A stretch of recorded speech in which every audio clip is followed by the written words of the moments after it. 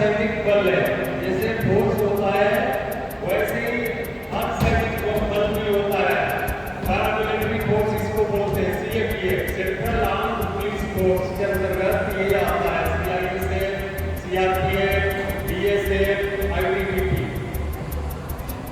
ये जो सीआईएसएफ है अपने इंडिया की जो भी इंडस्ट्री है, गवर्नमेंट इंडस्ट्री, खासतौर पर एयरफोर्स, गवर्नमेंट बिल्डिंग, उनकी सेफ्टी और सिक्योरिटी देखती है। संरक्षण एवं सुरक्षा रखना सीआईएसएफ का कार्य है। सीआईएसएफ की स्थापना 1969 में हुई थी, मात्र 3000 फोर्स के साथ, 3000 बल सदस्य के साथ। आज ये 2 लाख के पास पहुंचने वाली है। ये आपके गुजरात में, सूरत में ही कई जगहों पर है, इसकी सेवा कई जगहों पर दी जा रही है। सूरत एयरपोर्ट में है, ओएनजीसी में है, एनटीपीसी कवास में है। ये 3 यहाँ उसके एस्टेब्लिशमेंट है जो यहाँ अपनी सेवा दे रहे हैं। जो इंडस्ट्री की या कोई भी गवर्नमेंट बिल्डिंग की फायर से रिलेटेड, किसी तरह की जो फायर से रिलेटेड हादसा न हो, अगर हो गई तो उसे सुरक्षित किया जा सके, उसके लिए भी तैनात रहती है। उसी के अंतर्गत आज हम लोग आपके समक्ष बताएंगे कि ये जो फायर एक्सटिंग्विशर, जो आप लोग शायद सिलेंडर वगैरह भी बोलते हो, आपके यहाँ भी ये रहता है। स्कूल में है, देखा है आप लोगों ने? ये जो एक्सटिंग्विशर्स है इसकी ट्रेनिंग दी जाएगी आप लोगों को। First aid fire fighting training बोला जाता है इसे। प्राथमिक उपचार, जैसे फर्स्ट एड होता है तो फायर का ये प्राथमिक उपचार है। ये बड़े फायर में कार्य नहीं करता। छोटा, जैसे फर्स्ट एड बॉक्स घरों में रखते हैं, किसी तरह का कोई कट पिट गया तो फर्स्ट एड बॉक्स होता है, बैंडेज, पट्टी, थोड़ा घरों में डिटोल, तो ये उतना ही फायर में काम करेगा। लेकिन ये बहुत कारगर है, क्योंकि कभी भी कोई भी फायर एक ही बार बहुत बड़ा नहीं होता। फायर स्टार्टिंग में बहुत इंसिपिएंट स्टेज में बहुत ही छोटा से ही स्टार्ट होगा। एक मैच स्टिक से स्टार्ट होगा, किसी स्पार्क से स्टार्ट होगा। अगर सही समय पर आपने इस एक्सटिंग्विशर्स का इस्तेमाल कर दिया तो वो फायर एक्सटिंग्विश हो जाएगा, बुझ जाएगा। इसलिए ये एक्सटिंग्विशर्स हर जगह आप देखेंगे, कोई भी पब्लिक प्लेस, घरों में भी बताया जाता है रखने के लिए।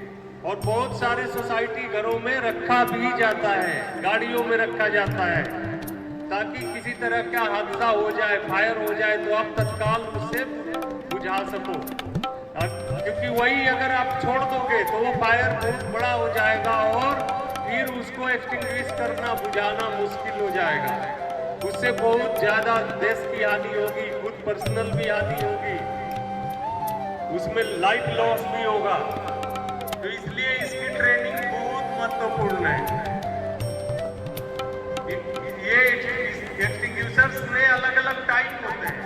कौन से एक्सटिंग्विशर्स को कब चलाना है ये आपको जानकारी होनी चाहिए। ये चलाएगा कौन? ये एक्सटिंग्विशर्स कौन चलाएगा आप लोगों को पता है? किसके लिए है ये?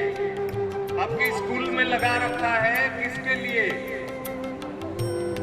आपके टीचर्स ने यहाँ लिया एक्सटिंग्विशर्स को, यहाँ लगाया है, लेकिन किसके लिए? कौन चलाएगा?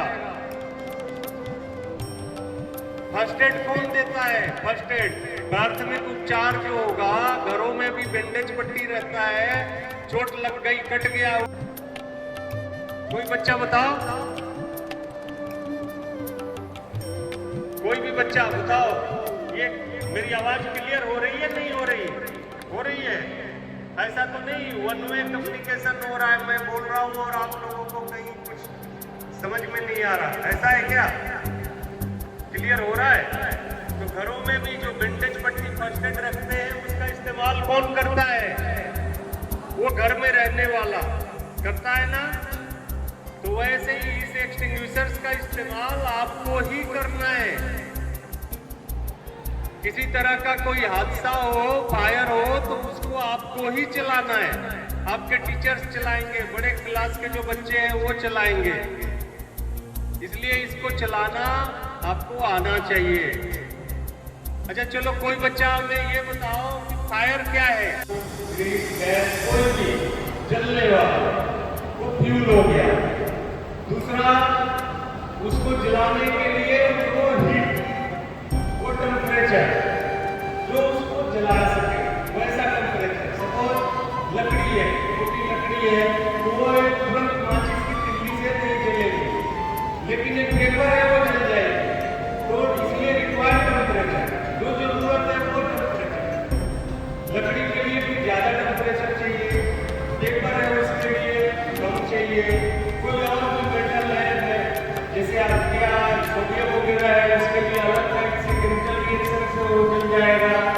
आपके लैब में भी जैसे सोडियम रहता है वो केमिकल रिएक्शन से जल जाएगा, किसी वाटर वगैरह से उसकी रिएक्शन होगा। तो ये कोई भी फायर के लिए इंग्रेडिएंट क्या क्या होना चाहिए? एक तो फ्यूल, एक हीट, रिक्वायर्ड हीट जिसको कहते हैं, और एक ऑक्सीजन। आग लगने के लिए अगर वहाँ ऑक्सीजन नहीं है, जो हवा के अंदर ऑक्सीजन होता है वो होगा वहाँ प्लग, तभी वो आग जलेगा। अगर वो ऑक्सीजन नहीं होने से कोई भी फायर नहीं होगा। आपको पता है अभी हवा में ऑक्सीजन कितना होता है? अभी जो हम लोग सांस लेते हैं ओपन एयर में, उसमें ऑक्सीजन की मात्रा कितनी होती है? दूसरी हीट, तीसरी ऑक्सीजन। वैसे ही ये फायर ट्रायंगल है, वैसे फायर टेट्राहेड्रल होता है, लाइफ साइकिल थ्योरी होती है। लेकिन बेसिक चीजें फायर ट्रायंगल, इस पर हम लोग चर्चा भी करेंगे और उसी के तहत इस एक्सटिंग्विशर से सीखेंगे कि आग को बुझाया कैसे जाता है। तो जब ये तीन ट्रायंगल से ही, इसके तीन एंगल से ही ये आग जलती है, तो किसी भी एक एंगल को आप हटा देंगे, आग अपने आप बुझ जाएगा। यही है ना भाई, एक आदमी का शरीर अगर बताया हुआ है कि शरीर के लिए ऐसा होना चाहिए, फेस होना चाहिए, एक हाथ पैर होना चाहिए, बॉडी पूरा होना चाहिए, वैसे ही अगर वो कंप्लीट नहीं है पूरा शरीर, तो इसका मतलब उसका कोई ना कोई अंग नहीं है। तो वैसे ही ट्रायंगल कंप्लीट फायर का नहीं होगा, कोई ना कोई एक एंगल को कट कर दिया जाए। तो फ्यूल को कैसे हटाएंगे? कोई भी अगर जलने वाला, सपोज यहाँ पर बहुत सारा पेपर का ढेर रखा है, वो जल रहा है, तो उसमें से पेपर को तो जो जितना बुझाने वाले का महत्व है उतना ही जो सामान हटा रहा है उसका भी महत्व है कि न जले। एक तो ये तरीका हो गया। दूसरा, हीट को कम कैसे करेंगे? सिंपल पानी से पानी डाल देंगे तो उसका टेम्परेचर लो हो जाएगा, आग नहीं जलेगा। लेकिन जिसमें पानी लगेगा उस फायर के लिए पानी, अब तेल में आग लगी हुई है, पानी डालने से होगा? नहीं होगा। तो वहां पर उसके टेम्परेचर को कम करने के लिए क्या इस्तेमाल करेंगे?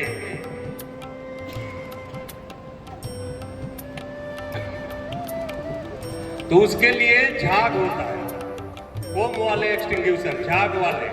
झाग फ्लोट करेगा चारों तरफ और उसको कवर कर लेगा। तो उससे एक तो कूलिंग भी होगा और दूसरा जब कवर कर लेगा तो उसको ऑक्सीजन नहीं मिलेगी और आग बुझ जाएगा। उसको कवर कर लेगा चारों तरफ से, तो बाहर से ऑक्सीजन नहीं मिलेगा। तो ऑक्सीजन नहीं मिलने से कोई भी आग वो बुझ जाएगा। तो एक तो हीट हो गया, हीट को कम करके, दूसरा फ्यूल को हटाकर, तीसरा ऑक्सीजन जिसको आप होते हैं उसके लिए फोम। जैसे कितना पानी, उसमें पानी डाल देते हैं ऊपर तो क्या होगा? वो तेल इसके ऊपर क्यों चलेगा? क्यों तेल इसके ऊपर आ जाएगा, उसकी ग्रेविटी कम है पानी से, तेल ऊपर आ जाएगा, वो प्लेन उसका ऊपर उठने लगेगा। तो उसके लिए उसको टच नहीं करना है। आपके घर का एग्जॉस्ट फैन अगर चल रहा है तो चलने दो, बंद है तो बंद करने दो। ये ऑन ऑफ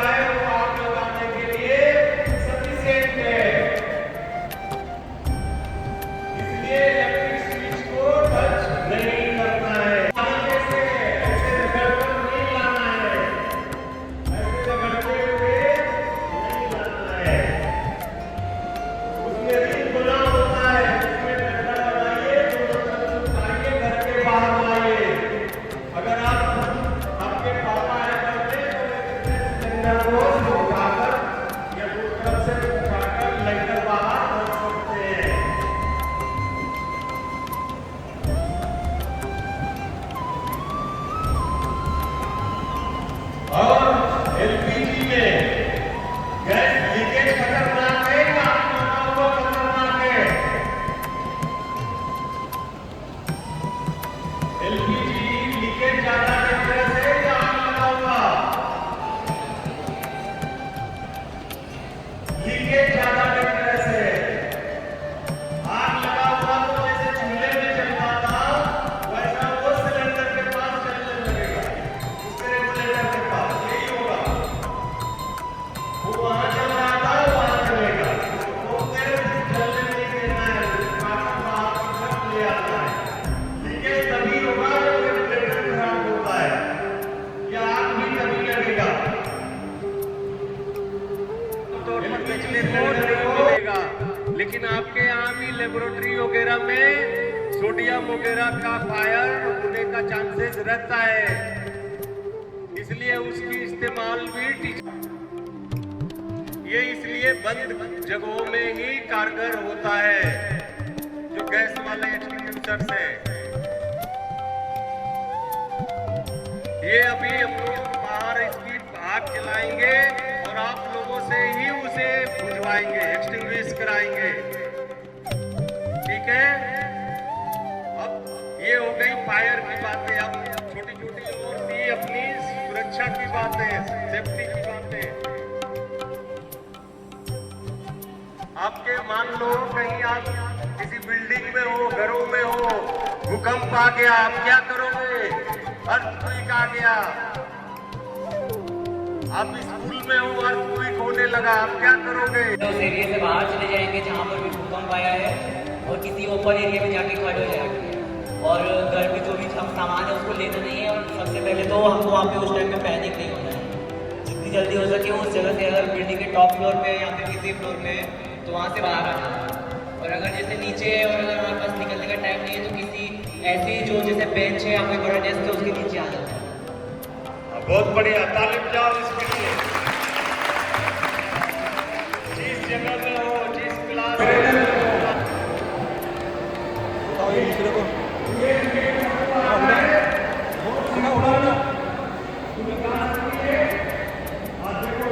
बच्ची नहीं उठा पा रही, उसके लिए क्या करेंगे बताता हूँ मैं।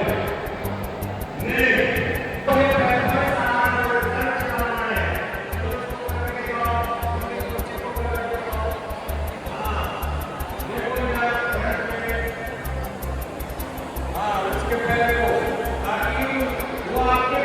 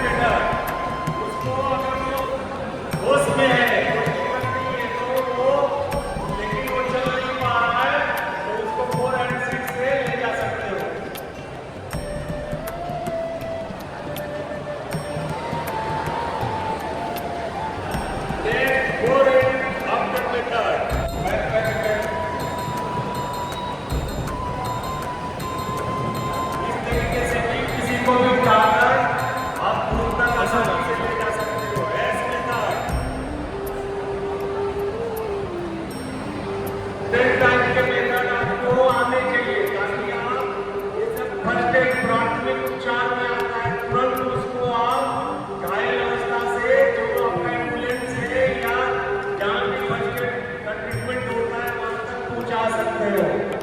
नेक्स्ट आपको आप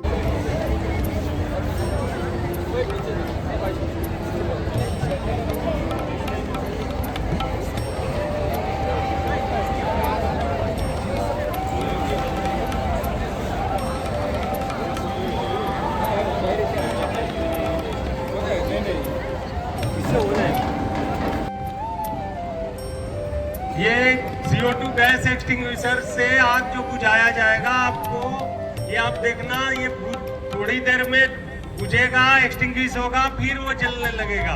क्यों? क्योंकि ये लकड़ी कोयला कपड़ा जो एयर टाइप की फायर है, वो क्या होगा, अभी मैं वहाँ बता रहा था क्लास में, ध्यान दिया आप लोगों ने? जैसे ही CO2 की मात्रा जितनी रहेगी वो बुझेगा, फिर हवा से CO2 डिस्पर्स होते ही फिर वो टेम्परेचर मिलेगा और फायर फिर होने लगेगा। ठीक है, इसलिए चलो चलाओ, चलो आ जाओ, तुम आ जाओ, आ जाओ, ये अरे तुम दोनों आ जाओ। शर्माने की जरूरत नहीं है, बहुत सिंपल, उसमें घबराहट को नहीं होना। ये देखो CO2 इसमें लिक्विड में है भरा हुआ, इसको जैसे ये क्लिप बाहर करना, क्लिप के बाद ये जैसे बोतल के ढक्कन खोलते हैं ऐसा ही।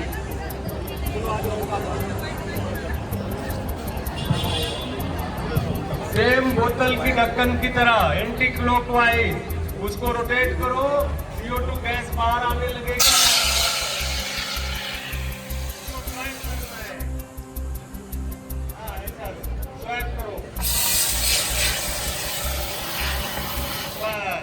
चलो ताली बजाओ इसके लिए।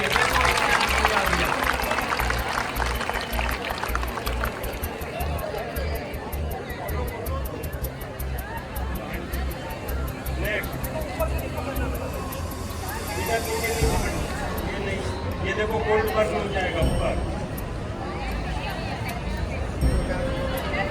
चलो चलो इसके लिए भी ताली बजाओ।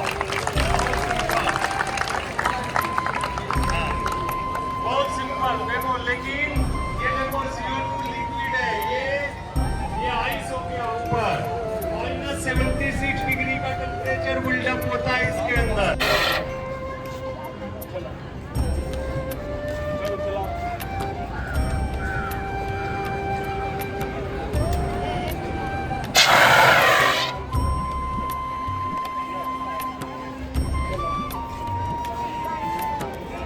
चलो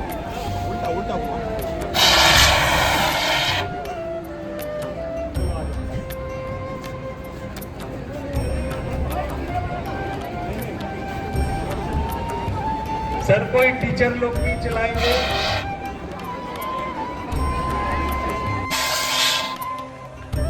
सर के लिए ताली बजाओ।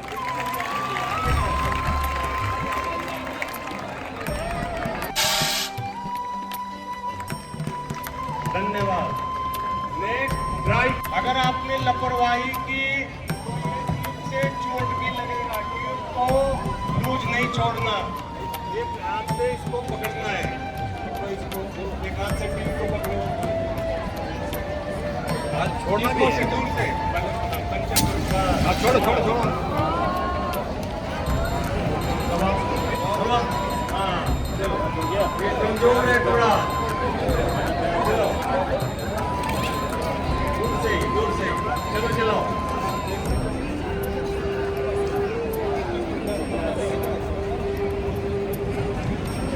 सब दूर से चलो, हाँ बंद करो, आ जाओ।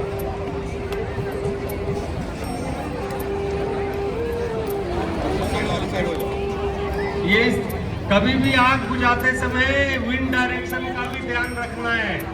उस आग जो बुझा रहे हो आपकी तरफ ही तो नहीं आ रहा है, या वो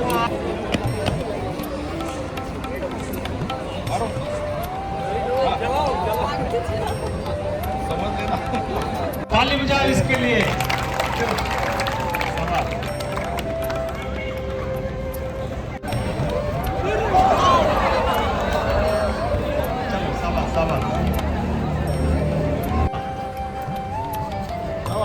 शाबाश। चलो चलो चलो चलो चलो चलो चलो हवा के विपरीत दिशा में हो जाओ हाँ बैठ जाओ